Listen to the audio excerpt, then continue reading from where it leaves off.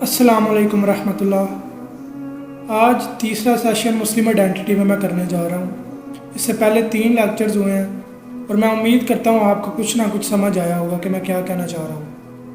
اور ساتھ ہی میں نے نماز کے لیے بڑے سخت الفاظ استعمال کیے تھے کہ جو بندے نماز نہیں پڑھتے ان کا کیا حشر ہونے والا ہے، اور گویا کہ وہ کفر کر رہے ہیں، اور کتنا ضروری ہے نماز پڑھنا، اور جو بندے نماز نہیں پڑھ رہے وہ کتنا اپنے آپ کے ساتھ زیادتی کر رہے ہیں۔ تو میری یہ باتیں سن کے بڑا ایک جو بندے نہیں نماز پڑھتے ان کو ایک اندر سے آواز کھٹکتی ہے کہ یہ بندہ کوئی اپنے سے آوازیں لگا رہا ہے، کوئی یہاں سنی سنائی آ کے باتیں ہم پہ آ کے علم جھاڑ رہا ہے۔ تو آپ کسی مفروضے میں مت رہیے گا، یہ میں احادیث کا مجموعہ آپ کے سامنے لے کے آ رہا ہوں دلیل کے ساتھ، تاکہ آپ کسی شک میں نہ رہیے گا کہ میں یہ اپنے سے باتیں کر رہا ہوں۔ تو سب سے پہلے جناب جامعہ ترمذی کی حدیث نمبر 2621 غور سے ذرا سنیے گا۔ نبی علیہ السلام نے فرمایا، بندے اور کفر کے درمیان فرق کرنے والی چیز نماز ہے۔ یعنی نبی علیہ السلام فرما رہے ہیں کہ جو بندہ نماز نہیں پڑھتا وہ کفر کر رہا ہے۔ کفر اور بندے کے درمیان جو چیز فرق کرتی ہے وہ نماز ہے۔ اچھا، اس سے آگے چلیے، 2620 نمبر اسی کتاب کی جامعہ ترمذی 2620، نبی علیہ السلام فرماتے ہیں، ہمارے اور منافقین کے درمیان معاہدہ نماز ہے، تو جس نے نماز کو چھوڑا اس نے کفر کیا۔ اب بتائیں ذرا، یہ 2 حدیث جو میں پچھلی اپنی ویڈیوز میں یہ بیان کر چکا ہوں، یہ نمبرنگ کے ساتھ میں آپ کو بتا رہا ہوں، 2620 اور 2621 جامعہ ترمذی یعنی ترمذی شریف۔ اور جس کو نہیں پتہ یہ ترمذی کیا ہے، تو جس طرح صحیح بخاری ہے، صحیح مسلم ہے، یہ لازمی آپ نے یہ 2 نام سنے ہوں گے۔ اسی طرح یہ دوسری کتابیں ہیں، مشکات، جامعہ ترمذی، سنن ابن داؤد، سنن ماجہ۔ تو جو آپ کسی مفروضے میں تھے کہ یہ بندہ اپنے سے باتیں کر رہا ہے، اس شک کو توڑ دیجئے اور خدا را آپ سیریس ہو جائیے۔ اس سے زیادہ میں کیا ڈراؤں آپ کو؟ نہیں ڈر رہے تو چلیں آگے سنیے، اور بھی میرے پاس بڑا کچھ ہے۔ آگے ہے مشکات المصابی 580 نمبر حدیث۔ حضرت ابو درداء رضی اللہ عنہ بیان کرتے ہیں، میرے خلیل یعنی نبی صلی اللہ علیہ وسلم نے مجھے وصیت فرمائی کہ اللہ کے ساتھ کسی کو شریک نہ بنانا، خواہ تمہارے ٹکڑے ٹکڑے کر دیے جائیں اور خواہ تمہیں جلا دیا جائے، اور جان بوجھ کر فرض نماز نہ ترک کرنا۔ فرض نماز یہ ذہن میں رکھیے گا، جان بوجھ کر فرض نماز ترک نہ کرنا۔ جس نے عمدن اسے ترک کر دیا تو اس سے ذمہ اٹھ گیا، یعنی اللہ تعالیٰ کا ذمہ اس بندے سے اٹھ گیا جس نے جان بوجھ کے فرض نماز چھوڑ دی۔ سمجھ رہے ہیں آپ؟ اور آگے لکھا ہے، شراب نہ پینا کیونکہ وہ تمام برائیوں کی چابی ہے۔ اب بھی ڈریں آپ، اب بھی نہ ڈریں آپ، نہیں ڈر رہے؟ چلیں آگے سنیے، اس سے آگے بھی ہے میرے پاس۔ آگے جی مشکات المصابی 578 نمبر حدیث۔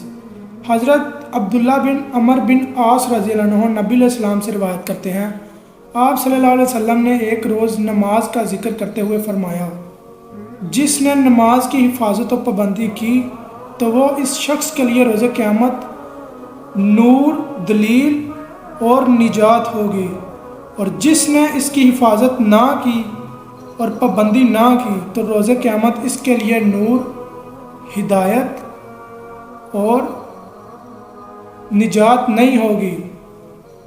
اتنا نہیں ہے، آگے سنیے، یہ آگے جو الفاظ ہیں نا یہ آپ کو کھٹکنے والے ہیں۔ اور ان کا شمار قارون، فرعون، حامان اور ابن ابی خلف کے ساتھ ہوگا۔ اللہ اکبر! یعنی نبی علیہ السلام فرما رہے ہیں کہ جو بندے نماز نہیں پڑھ رہے ان کا حشر قیامت والے دن قارون، فرعون، حامان جیسے لوگوں کے ساتھ ہوگا۔ قارون جانتے ہیں نا آپ؟ خیر فرعون آپ اکثر لوگ بلکہ سارے جانتے ہوں گے فرعون کو۔ حامان کو میں بھی نہیں جانتا۔ اور ابی ابن خلف، یہ امیہ ابن خلف اس کا نام ہے پورا، مکے کا قریش سردار تھا، کافر تھا۔ تو جو بندہ نماز نہیں پڑھتا ان لوگوں کے ساتھ ان کا شمار ہونے والا۔ اللہ کے بندو، کس امیدوں میں بیٹھے ہیں ہم لوگ؟ اتنا سخت معاملہ ہے، اتنا ڈرنے والا معاملہ ہے۔ اب جو ہے میں نے آپ کو کہا تھا کہ آپ لہٰذا اگر آپ سے پوری نماز نوافل جو ہے نہیں پڑھے جا رہے تو آپ کم از کم فرض ادا کیجئے۔ تو اس میں بھی آپ کو دلیل چاہیے ہوگی لازمی، تو سنیں ذرا، اس پہ بھی جو ہے نا 2 حدیث ہیں میرے پاس۔ مشکات المصابیح 1330 نمبر حدیث ہے۔ حضرت ابو ہریرہ رضی اللہ عنہ بیان کرتے ہیں، میں نے رسول اللہ صلی اللہ علیہ وسلم کو فرماتے ہوئے سنا، بندے سے روز قیامت اس کے اعمال میں سے سب سے پہلے نماز کا حساب لیا جائے گا۔ اگر وہ صحیح و درست ہوئی تو وہ فلاح و نجات پا گیا، اور اگر وہ صحیح و درست نہ ہوئی تو پھر وہ ناکام و نامراد ہوگا۔ اگر اس کے فرائض میں کوئی کمی ہوئی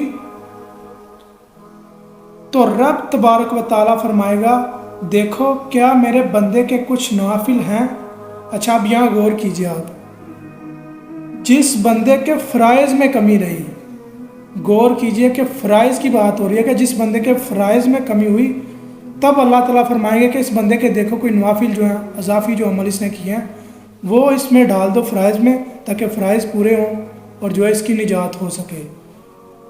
پھر باقی اعمال کا حساب بھی اسی طرح ہوگا، یعنی سب سے پہلے جو ہے نا فرائض چیک کیے جائیں گے، فرض نماز چیک کی جائے گی، فرض روزے، فرض زکوٰۃ اور فرض حج۔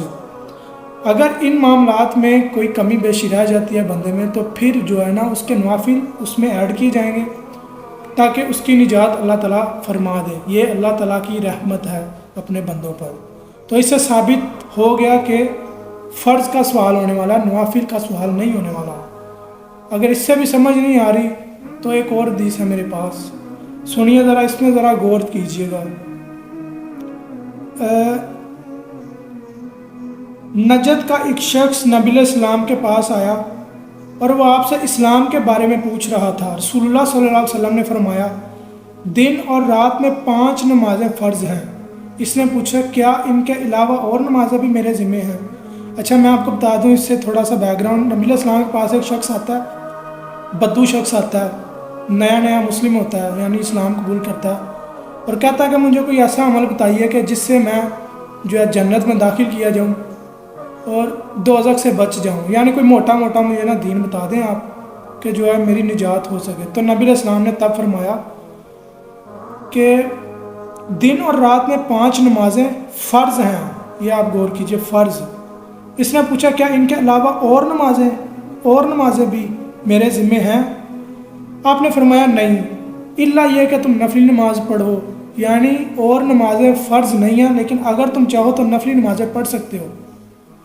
پھر ماہ رمضان کے روزے ہیں۔ اس نے پوچھا، کیا میرے ذمہ اس کے علاوہ بھی روزے ہیں؟ فرمایا، نہیں، الا یہ کہ تم نفلی روزے رکھو۔ اچھا جی، اس کے بعد پھر آپ صلی اللہ علیہ وسلم نے زکوٰۃ کے بارے میں بتایا، اور اس نے یہی سوال کیا کہ اس سے زیادہ؟ نبی علیہ السلام نے کہا، نہیں، اگر تم چاہو تو دے سکتے ہو، اگر نہیں چاہو تو نہیں۔ تو اس سے بھی صاف ظاہر ہے کہ بھائی تم فرض ادا کر رہے ہو تو تم کو ملامت نہیں کی جائے گی تمہارے نوافل کی وجہ سے، تم فرض ادا کر رہے ہو تو خدا را آپ فرض ادا کیجئے تاکہ آپ جو ہے آپ اپنے اعمال میں بہتری پیش کر سکیں۔ جو بندہ نماز قائم کر لیتا ہے وہ باقی گناہوں سے نماز اس کو روکتی ہے، یہ بہت بڑی چیز ہے نماز۔ اور جو بندہ نماز نہیں پڑھتا وہ پھر برائیوں میں گرتا چلا جاتا ہے، اس کے پاس پھر بریک لگانے کے لیے کچھ نہیں ہوتا۔ تو یہ جو ہے میں آپ کے سامنے تمام احادیث کا مجموعہ رکھ دیا نماز کے حوالے سے۔ تو خدا را اب بھی آپ اگر ہوش نہ پکڑیں تو اس میں میری غلطی نہیں ہے، کسی کی بھی غلطی نہیں ہے، آپ کی اپنی غلطی ہے۔